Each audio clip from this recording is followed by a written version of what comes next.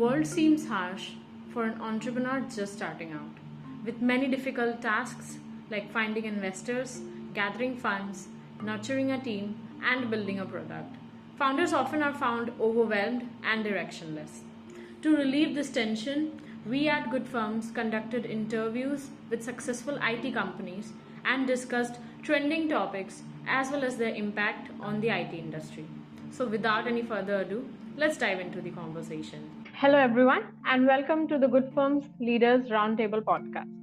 I'm your host, Suhana Bhattacharya, and we are thrilled to have Nadya Knysh as our guest today on the podcast. Nadya has been in the industry for a decade now.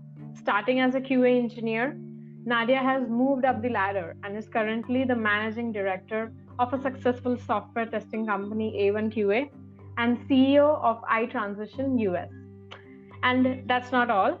She's also part of the Forbes Technology Council. So thank you so much, Nadya, for joining in us today. Anything that you like to the introduction that I might have missed? Thank you, Suhana. Hi again. It's really nice to have this done today, and I'm glad to be here today. Our audience may not obviously know this, but Nadya started her career as a QA engineer and gradually took up her entrepreneurial journey with A1QA in 2013. Please correct me if I'm wrong.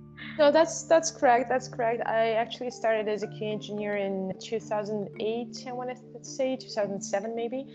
And that's how QA became my passion for sure since day one pretty much. And I've been growing together with day one QA, developing my skills more into the management side of things. And I know that today we'll be mostly speaking about leadership and management. So I'm glad to share my experience on that side of things. Definitely. And as we were learning about you, we knew that we couldn't find a better person than you to talk about the changing dynamics of entrepreneurship and what qualities a leader must have in order to make their startup an inspiration. So as we were researching and knowing more about it, so startup failure is most likely between 2 years or 5 years, with almost 70% failing during this time frame. So what, in your opinion, are the competencies that are not adequately addressed here, or that emerging leaders lack and they must have in order to make their startups shine? That's a really great question. So first of all, let me point out that each startup and each situation is unique and very different, of course, right? So there is no silver bullet for everyone. However, from my experience from working with many of different startups, the success of a startup is a mix of three things. It's some kind of outstanding, a very niche idea, and of course a little bit of luck. And if the idea is not valid and doesn't really solve a real life problem, such startup fail early. And in fact, most of them won't even make it through the first round of investment or maybe first couple of years. But if the idea is good, you may survive just on that for the first few years. However, after the first years, that's when the hard work is becoming a priority. And I've seen a lot of startup managers who were so excited to raise their first rounds of investment that they just kind of start feeling lucky and maybe even rich and actually give up on the hard work. That's when they start hiring assistants, vice presidents, directors, and they keep spending money on that, right? Including the money they spend on all-inclusive resorts. And underperforming manager cannot be a leader for the startup. And a leader role is very crucial at this stage of a company. So I would say that priority number one is to stay focused. With constant concentration on your goals, it's really easy to get distracted by a huge flow of meetings, emails, happy hour cocktails, and everything else. Number two is understanding how your actions actually lead you to your goals. For example, when you're hiring an assistant, is that something that takes you closer to the goal you have? Or is changing the technology is the right move before you actually go live with a better version of your product? Or is go to market more important than actually talking about going to market? And of course, a leader should be an inspiration for the team, which is both being patient and being a good communicator. I'm just loving how you're pointing your views out, your experiences. Especially at the early stages when, you don't have too much time, you don't have too much money. Keep focused on that goal you have. Exactly. And as you mentioned that you've worked with so many startups and has seen some rise, some fall. So what are some ways to identify once leadership skills and weakness? Well, let me share my experience as we do it at A1QA here. So when we look for a leader to join our team, and I think pretty much every software testing company goes through an interview process. And it can be very different depending on your company needs and your company processes. But we, of course, involve an HR specialist, and we involve the team who is going to be working with that leader, right? Because they need to accept the new person, and the new person needs to like the team. So we run multiple rounds of interviews, and we ask all different types of questions. We don't ask them to solve a Nobel Prize tasks or anything like that. But a few things that are extremely important during the interview process for us, the following. So like I would probably have my top 3 here. Number 1 is to understand and to ask questions about what the candidate has achieved recently. And when I say achieved, I mean that may be something for themselves personally, or for their team, or for their company. That will show you if that person is goal driven, if they're ready to achieve something new, they're passionate about what they do at work. Number 2 is very opposite of the first one, and we ask people about how they approached and managed a difficult situation. So not when they were achieving something, but when they had to solve a problem, a real life problem in their work. And number 3, and this one is somewhat personal but very important too, is how do they become a better version of themselves? Like how do they improve their knowledge, their skills, their exposure to the industry and stuff like that. However, and I understand that interview process is very important, but however, there is still a chance that there's going to be a gap between what people say and what they actually capable of, right? And that's something you will only see when you start working with a person. So even if you like someone from the interview, I still recommend going through a kind of a trial period of them. And this is very helpful for both sides, because this person, that candidate, should also enjoy working with you in your company and working with your team and appreciate your goals. So a mix of the interview process and a mix of the actual work together is something that I would recommend to identify the skills and weaknesses of a person you're hiring. True, and I just really love the idea that you recommended of going through a trial period.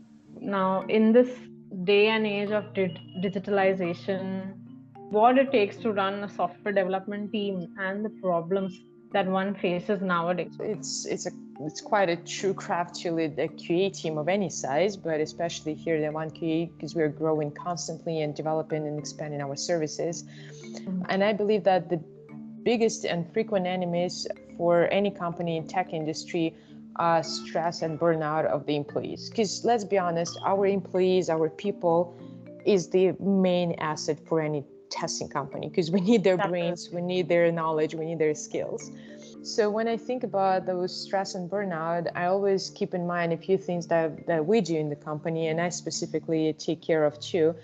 The first one is creating opportunities for people to continuously improve, grow their technical and soft skills, so that they feel that they develop and they grow with the company. Not feeling left behind and being like, okay, I've seen everything in this company, I need to go do something else. Another thing, and that's very important for us because we are very international, we have people all across the world, is to consider time zones and cultural differences when establishing communication. Trust me, I'm not a big fan of 6 a.m. calls or something like that. And of course, I need to understand the holiday schedules for people who are working in the company who I work with. So I feel on the same page with them, and they feel like their interests are being taken care of. Of course, as I mentioned, we work from all different places. We have to manage the remote work and collaboration when we're working remotely. And that means introducing different tools for successful communication.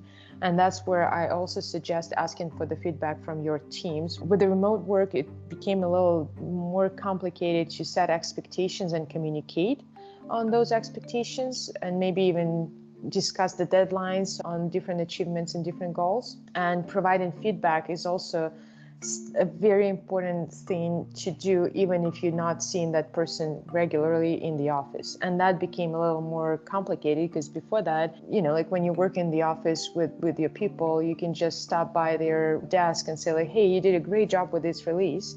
But when you work remotely, you kind of losing this opportunity, and you have to be a little more structured about providing feedbacks.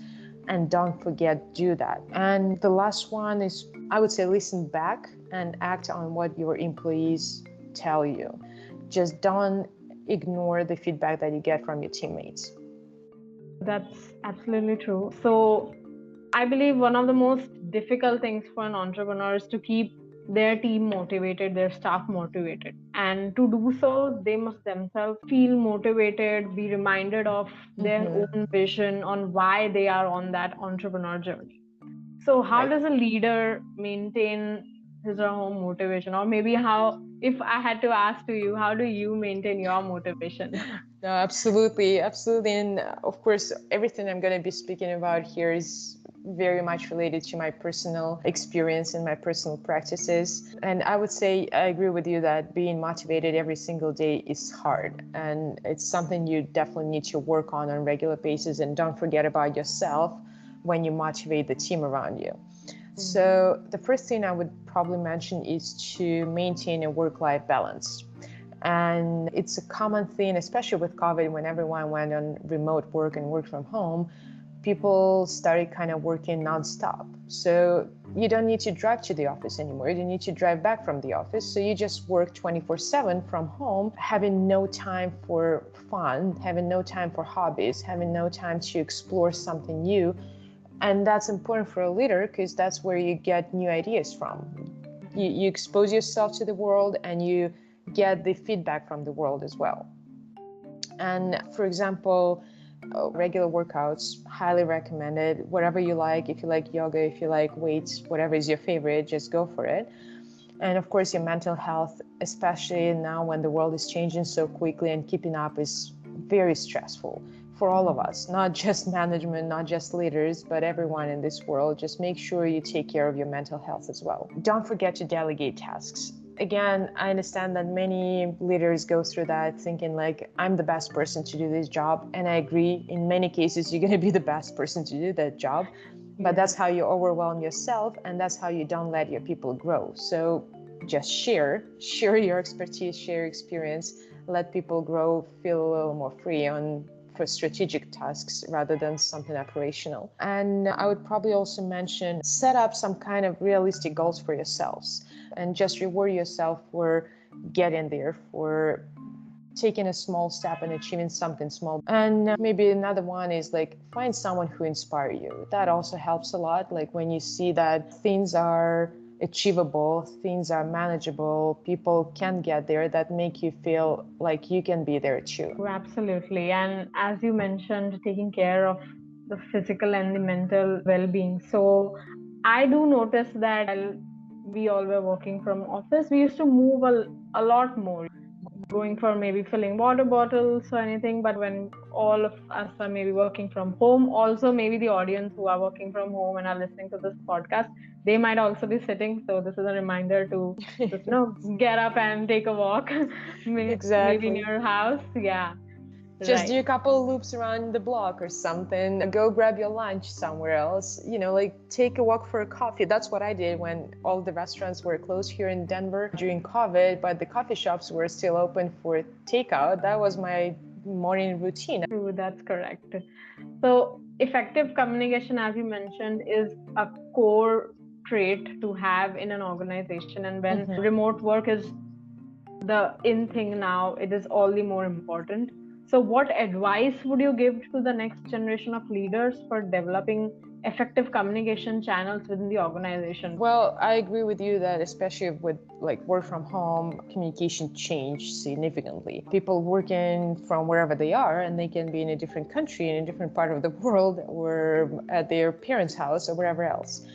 So I think first and foremost is make sure that you're flexible and adjustable to the needs of your QA team, as well as your clients, by the way. So it's not only about your communication within the company, but also external communication. And when I say flexible, I mean different tools, different ways of communication, and of course the time of communication. Again, when we were all in the office, it was 9 to 5, but now it's all different time zones, and now it's all different priorities on people availability. But I would still all, remember to keep up with the advice. And number one is an open door policy, which means that people can reach out to you and you're there for them when they need you. Of course, they can be coming in with questions that you may consider not important for the company's sake, but it may be super important for this specific person. And even if you spend like 5 minutes with them talking about their needs and their problems, that will help them feel like home. I would suggest scheduling some kind of regular team meetings so that everyone is aligned with the objectives and recent updates. Again, because before that in the office, it was a little easier to communicate directly. Make sure you're being responsive and also empathetic to what is important for your people. So being responsive, being empathetic, being supportive to what is happening, not just at work, but maybe even outside of work, will help you build that strong relationship with people you work with. True, definitely. And the world is seeing a change right now. And there are more women in technology and they are gaining momentum in this industry, and women in tech leadership are breaking through the glass ceiling, and that is an amazing feeling to have.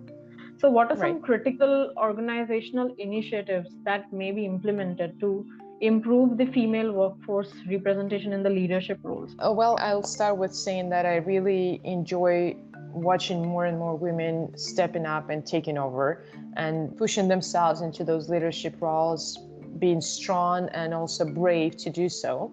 And I encourage all women who are listening to this podcast to first and foremost believe in themselves and never give up. If that's something that you want, if you want to be in that leadership position, the time is yours. You can definitely be there now. But that's something that should be coming from the kind of inside of you and drive you forward, right? You should not be expecting someone else to push you into leadership position, because leaders are leaders for a reason. However, from the outside, I believe that we should focus on, I would say, two major aspects. First of all, we should be providing equal opportunities. And when I say equal opportunities, I mean it can be something at the workplace, it can be educational institutions like colleges and universities, or it may be even mentorship programs. And I think it's our job as leaders to create the environment where women feel safe to speak up and share their ideas, or even ask for help if they need so. And that's where leaders can help women shine, even if they're a little too shy compared to guys at the workplace. Number two, I would say, is to learn to see skills and not the gender. I still kind of hear those stories at all those big events where every now and then female candidates being rejected because they may decide to prioritize family over career. And here's the thing, I would rather work with someone who is talented and passionate about what they do versus someone who's just the appropriate quote unquote gender. Because I think passion and skills help you achieve the goals, and gender doesn't really help you in that matter. The last sentence that you've quoted is true to its word, that passion and skills help you achieve the goals. Gender doesn't really play a role in it. Right. Professional networking is not often given the credit it deserves, right? And while networking is frequently warmed, embraced by individuals who are new to the industry or maybe seeking a career shift. So you are one of the top picks to ask on how outstanding executives create and nurture their professional network. The important part for me in networking is to make a real connection, versus recently networking became more of a cold call-in type of a sale, right? And true, genuine connection is more like a friendship rather than even doing a business together, because that means that you're there for each other when you need most, or when you need nothing from each other too. You do not behave like you're a spammer, but you stay in touch with the person. You try to help them solve their problems, and then your own problems may get solved. And of course, you should not be taking rejection personally, because that happens all the time. True. So remember that networking should be about giving, not just receiving back and expecting to receive back. Definitely. So leading a digital transformation can be daunting. Anyone from a newbie to maybe a seasoned IT groups. So with the pandemic, I'm sure new executives are struggling to steer their organization through the pandemic and beyond. So what are some of your personal takeaways or the do's and don'ts that have benefited you and A1QA? Well, I suggest from our experience at A1QA that transformations are really hard and it always requires efforts and time and extra powers to live through them. But I would suggest that if you're actually going through a technology-driven transformation, to make sure that you have, we call it Transformation Management Office, TMO. That's a group of people who can lead the transformation and help you stay flexible while you're in the transformation process, right? When you need to work in that hybrid work model using the old techniques and the new approaches. A few more important things is with regards to cybersecurity, because again, it's a technology-driven side of things, and don't forget about cybersecurity. Don't forget to prioritize security of your data and your environments over everything else. But a lot of companies, when they go through transformation, they forget to take care of the customer experience, again, because very often you'll be changing that experience for your end users, and you need to make sure that the new experience is likable and preferred by your customers. Don't forget to take a look at all the different new rising technologies, like, for example, cloud-based technologies or AI. Is that something that can help you in your transformation and help you deliver a better solution? So I think it's really hard to play the game of transformation, and there's a lot of things that you need to keep in mind. But if you have the right team by your side, with a plan in place, with the focus on your big goal, I'm pretty sure you can make it. Oh, definitely. And planning through the transition is absolutely important. Right. So, as leaders in the software and the service listing platform, so how has Goodfirms catered to your organizational achievements? Oh, Goodfirms gives us a great opportunity to, I would say, acquaint the audience with our company, with our approach to software testing and even quality management, and of course share our over 19 years of experience in QA, in quality assurance and testing and emerging QA solutions. To ensure high customer service, we always analyze the opinions of our end users so that we can identify the areas of improvement for us and better understand the needs of our clients. And in this case, we value Goodfirms' commitment to developing marketing initiatives, and we'd like to thank you again and again for your team support, for your friendliness, open communication, and of course, it's an absolute pleasure for us to work with you guys. Thank you so much. And we at Goodfirms constantly strive to make our platform better, to come up with such initiatives that could benefit the company. So thank you so much, Nadya, for sharing your valuable insights. Thank you. I hope your audience enjoys listening to that podcast, and I'll be glad to jump on another one and discuss more about technology and testing and what we do here at A1QA. Definitely. Thank you so much. Thank you.